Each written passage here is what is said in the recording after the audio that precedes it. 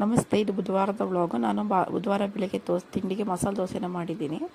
ಹಾಗೆಯೇ ಇವತ್ತು ಮಸಾಲೆ ಮೇಲೆ ಮಾಡುವಂತಹ ಖಾರನ ಹೇಗೆ ಮಾಡೋದು ಅಂತ ತೋರಿಸ್ತಾ ಇದ್ದೀನಿ. ಒಂದು ಮಿಕ್ಸಿ ಜಾರ್ಗೆ ನೆನೆಸಿಟ್ಟಿರುವಂಥ ಬ್ಯಾಡಗಿ ಮೆಣಸಿನ್ಕಾಯಿನ ಹಾಕ್ತಾಯಿದ್ದೀನಿ. ನಾನು 4 ರಿಂದ 5 ಬ್ಯಾಡಗಿ ಮೆಣಸಿನ್ಕಾಯಿನ ನೈಟೇ ನೆನೆಸಿಟ್ಟಿದೆ. ಅದ್ರ ಜೊತೆಗೆ ನಾನು 5 ರಿಂದ 6 ಬೆಳ್ಳುಳ್ಳಿ ಹೆಸರು, ಹಾಗೆಯೇ 1 ಟೀ ಸ್ಪೂನಷ್ಟು ಜೀರಿಗೆನ ಹಾಕ್ತಾಯಿದ್ದೀನಿ. ಹಾಗೆಯೇ ಇದಕ್ಕೆ ನಾವು ರುಚಿಗೆ ತಕ್ಕಷ್ಟು ಉಪ್ಪು, ನಾನಿಲ್ಲಿ 1/4 ಸ್ಪೂನಷ್ಟು ಉಪ್ಪನ್ನು ಹಾಕ್ತಾಯಿದ್ದೀನಿ. ನಾವು ದೋಸೆ ಹಿಟ್ಟಿಗೆ ಕೂಡ ಉಪ್ಪನ್ನು ಹಾಕೋದ್ರಿಂದ ಇದಕ್ಕೆ ಸ್ವಲ್ಪ ಉಪ್ಪನ್ನು ಹಾಕ್ಕೊಂಡ್ರೆ ಸಾಕು.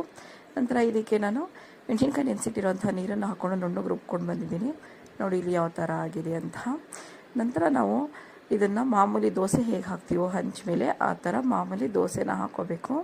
ನಾನಿಲ್ಲಿ ದೋಸೆ ಹಿಟ್ಟಿಗೆ ಹಾಕಿ ಉದ್ದಿನಬೇಳೆ, ಮೆಂತ್ಯ ಹಾಗೆ ಅವಲಕ್ಕಿನ ನೆನೆಸಿ ಆನಂತರ ರುಬ್ಬಿ 8 ಗಂಟೆಗಳ ಕಾಲ ಫರ್ಮೆಂಟ್ ಆದಮೇಲೆ ಇಲ್ಲಿ ದೋಸೆನ ಮಾಡ್ಕೊಳ್ತಾ ಇದ್ದೀನಿ. ನಂತರ ದೋಸೆನ ಹಾಕಿ 1-2 ನಿಮಿಷ ದೋಸೆ ಎಲ್ಲ ಬೆಂದ ನಂತರ ಫಸ್ಟ್ ತುಪ್ಪ